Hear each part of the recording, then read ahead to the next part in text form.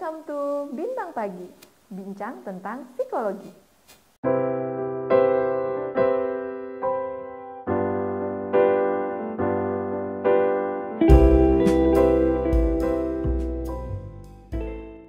Hai, balik lagi di Bintang Pagi, bincang tentang psikologi. Nah, kalau di episode sebelumnya kita udah bahas tentang seks edukasi untuk anak, di episode kali ini kita akan bahas tentang seks edukasi untuk remaja dan dewasa. Kita langsung ngobrol aja yuk. Nah teman-teman, sekarang kita udah bareng sama Yustisi, kita mau ngobrol-ngobrol tentang seks edukasi. Nah Yus, belakangan ini tuh kan banyak banget ya, marak, mungkin dulu juga banyak, tapi sekarang lebih banyak ke blow up gitu ya di media dan sebagainya, bahwa banyak banget nih pelecehan seksual yang menimpa terutama perempuan ya gitu loh. Nah sebenarnya penting nggak sih, apa sih perlunya kita mengetahui tentang pelajaran seks gitu pada saat di dewasa dan di remaja gitu?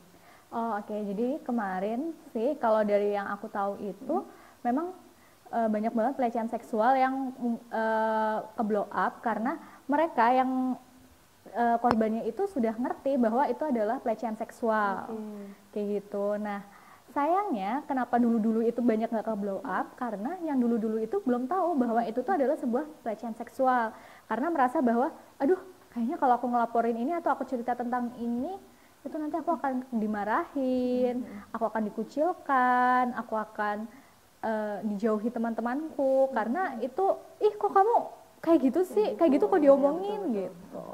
Nah tadi kan menarik nih, tadi Yus bilang gitu, kalau dulu nih orang belum tahu kalau itu tuh pelecehan seksual, tapi kalau sekarang itu orang-orang udah lebih banyak tahu ya, karena bahwa apa yang dilakukan sama orang lain itu merupakan pelecehan seksual. Nah batasannya itu dikatakan pelecehan seksual atau tidak, itu seperti apa sih? Oke, jadi sebenarnya sebelum kita bahas tentang apa aja sih jenis pelecehan seksual, itu tuh pertama bahwa korban itu merasa kalau tidak nyaman dan tidak berkenan diberikan pelecehan seksual. Jadi bisa jadi itu pelecehan seksual ketika si korban ini nggak nyaman, tapi kalau korban ini fine-fine aja atau dia juga menikmati, itu bukan pelecehan seksual. Itu suka sama suka. Iya, itu suka sama suka sih sebenarnya. Jadi lebih karena si korban ini merasa tidak nyaman. Nah, Yus, sebenarnya apa aja sih yang harus diketahui seorang remaja dan orang dewasa terkait dengan edukasi tentang seksual ini?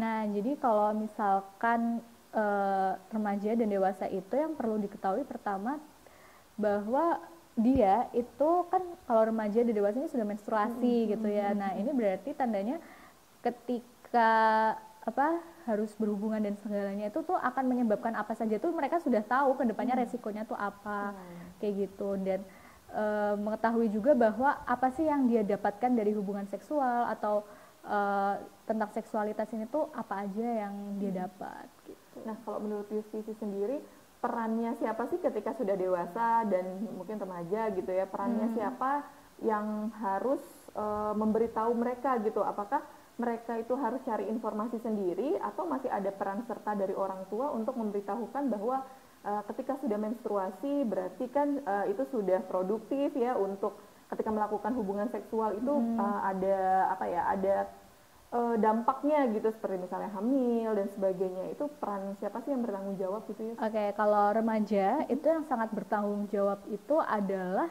orang tuanya. Kenapa? Karena remaja ini masih di bawah kalau remaja tuh ABG kan SMP SMA nih, itu masih usia tanggung jawab orang tua. Jadi di mana mereka itu dapat seks edukasi itu ya dari orang tua. Tapi ketika dia dewasa itu mereka bisa cari informasi sendiri dari ya banyak lah sekarang internet itu tentang seksualitas, tentang bagaimana sih kita harus menjaga diri, bagaimana yang namanya pelecehan seksual dan lain sebagainya. Karena dewasa itu sangat mudah kena pelecehan seksual gitu.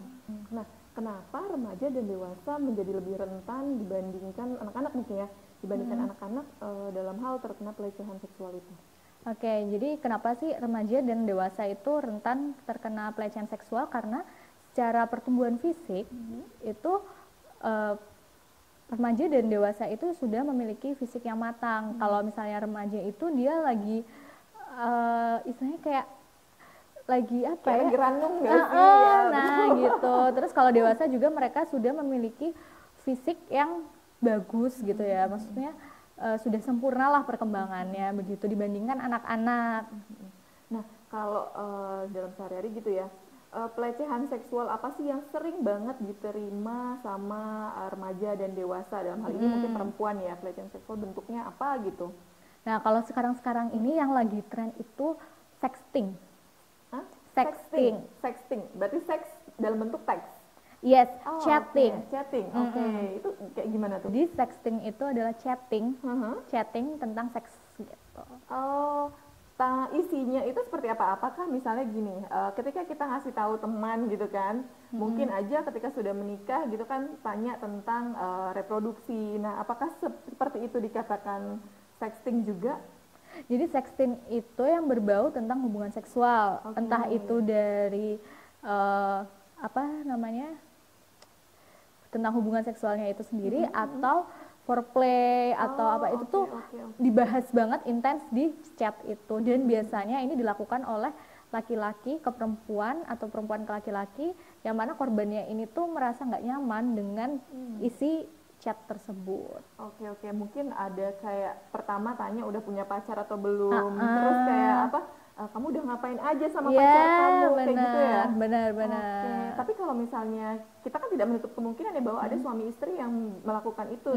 Nah, selama keduanya itu tidak ada masalah gitu, tidak merasa keberatan dan apa ya, kayak terintimidasi, itu bukan dikatakan ini ya, apa namanya, pelecehan seksual ya? Oke. Tapi biasanya ini dilakukan sama kayak orang yang misalnya baru kenal, yang dia merasa tidak nyaman, kayak gitu sih biasanya. Oke. Selain itu apalagi nih yang apa akhir-akhir ini kok kayaknya marak ya pelecehan seksual, tadi kan melalui teks gitu. Kalau dulu tuh waktu awal-awal Facebook tuh kan sering banget ya, kita kenalan sama orang yang nggak tahu, stranger di luar sana gitu, terus kenalan, terus akhirnya ketemuan, malah jadi nggak pulang dan sebagainya. Apakah itu juga termasuk salah satu bagian dari pelecehan seksual yang sekarang sedang marak atau seperti apa? Kalau sekarang ini yang lebih marak itu sexting, phone sex. Sekarang kan kalau sekarang lagi pandemi ya, jadi tuh orang ngincernya tuh dari situ, karena kan nggak bisa ketemu langsung segala macam kayak gitu. Nah, kalau misalkan zaman dulu yang ketemuan terus nggak pulang, nah ini nggak pulangnya nih karena apa dulu nih? Ntar jangan-jangan suka sama suka kan beda lagi urusannya. Bener-bener. Berarti sekarang lagi marak tuh malah kayak cyber ya bisa dibilang cyber. Seperti itu. Nah, buat mungkin ada tips ya buat teman-teman yang ketika kenalan sama stranger atau misalnya juga kenalan sama teman lama gitu, terus tiba-tiba di chat seperti itu, gimana sih harus menyikapinya? Jadi menyikapinya itu kita harus berani buat bilang kalau kita nggak suka. Soalnya kalau misalkan kita nggak bilang itu, dia akan merasa bahwa oh orang ini nyaman-nyaman aja kalau aku harus bahas ini kayak gitu. Nanti dia yang ada kebablasan, istilahnya kayak kebablasan gitu ya.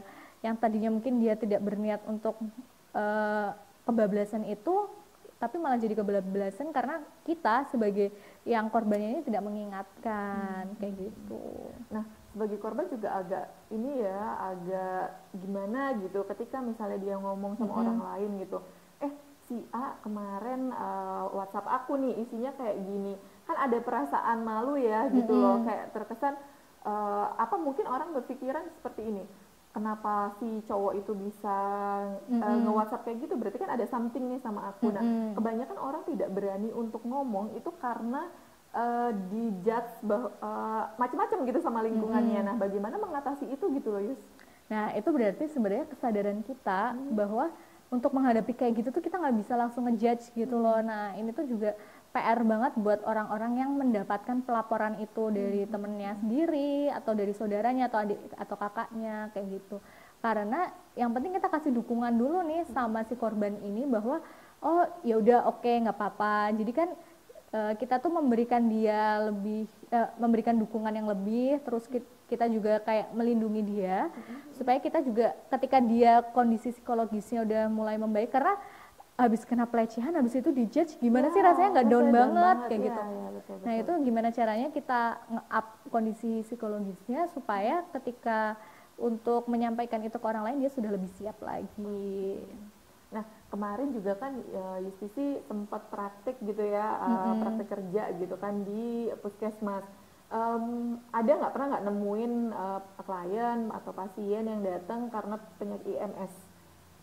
Kalau IMS enggak ya, tapi kalau korban pelecehan seksual iya. Nah, Pernah. itu waktu itu karena apa case-nya? Kalau itu, nah ini jadi pelecehan seksualnya itu dilakukan oleh orang yang otoritasnya lebih tinggi dibandingkan dia. Jadi bisa dilakukan, jadi kalau dia nih case-nya dilakukan oleh ayah tiri dan gurunya sendiri. Jadi kan dia sebagai murid nggak berani gitu loh kalau misalkan mau ngelawan karena ini gurunya, nanti pasti ada kayak mikir, aduh nanti nilai aku gimana, terus nanti pandangan orang gimana ya tentang aku. Terus kalau sama ayah tirinya, ibunya aja lebih belain ayah tiri dibandingkan dia gitu. Jadi kan dia ini nggak punya tempat untuk mengungkapkan perasaannya, ketidaknyamanannya seperti itu. Nah, justru tadi menarik ya, orang yang melakukan adalah orang yang punya otoritas yang lebih tinggi daripada dia gitu kan. Nah, sebenarnya orang-orang yang punya peluang untuk melakukan pelecehan seksual gitu loh, ini sebenarnya bukan hanya dari orang yang tidak kita kenal ya, justru bahkan orang-orang yang ada di sekeliling kita gitu. Benar. Berarti mungkin kayak apa, dia punya posisi lebih tinggi, lalu juga kekuasaan yang lebih tinggi seperti itu ya, tidak menutup kemungkinan nih di rumah juga kita bisa mendapatkan pelecehan seksual ya gitu. Bisa jadi kalau nggak otoritasnya lebih tinggi, justru dia yang menggunakan karismanya, dia yang punya banyak fans nih, dia pakai karismanya dia buat menarik korban-korban ini. Jadi kan korban taunya, ya ampun aku di chat nih sama dia kayak gitu.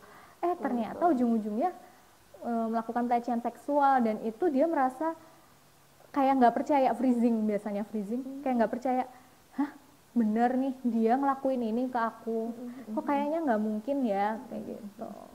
Ada nggak sih maksudnya gini, ketika orang mendapatkan pelecehan seksual dia memang nggak nyaman, tapi misalnya pelecehan itu dilakukan sama figur yang kayaknya aku bisa numpang apa nih, Pak Ansos atau apa gitu sama figur itu.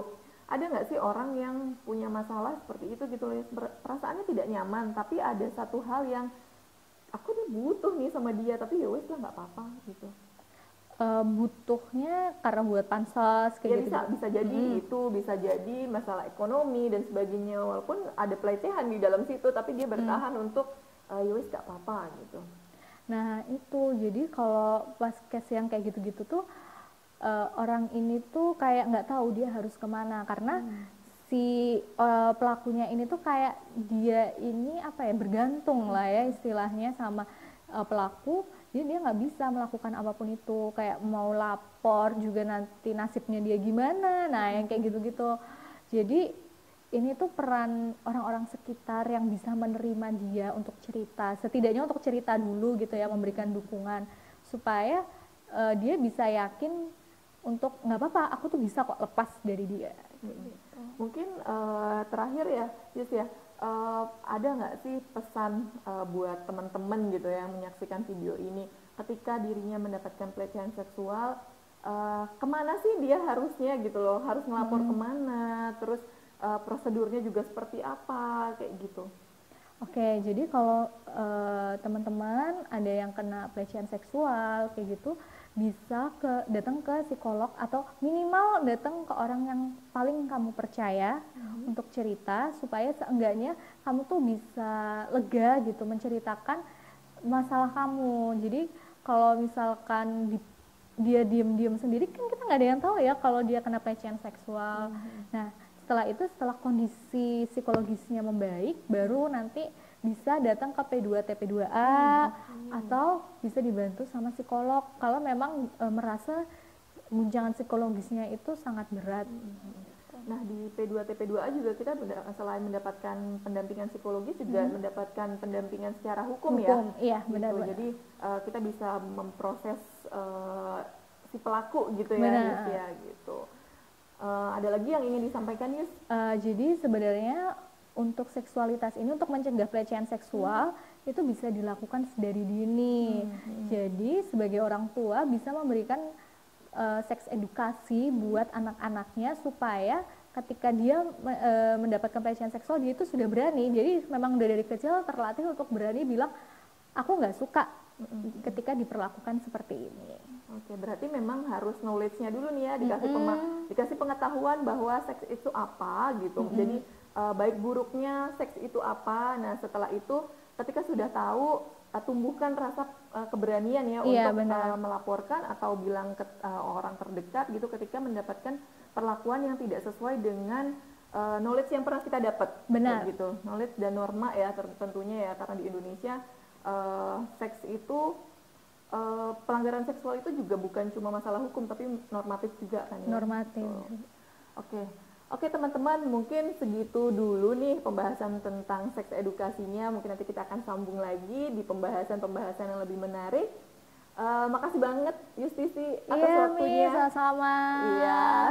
Habis ini mau ngerjain apa lagi nih? Laporan. Langsung lirih suaranya kan. Laporan. Oke.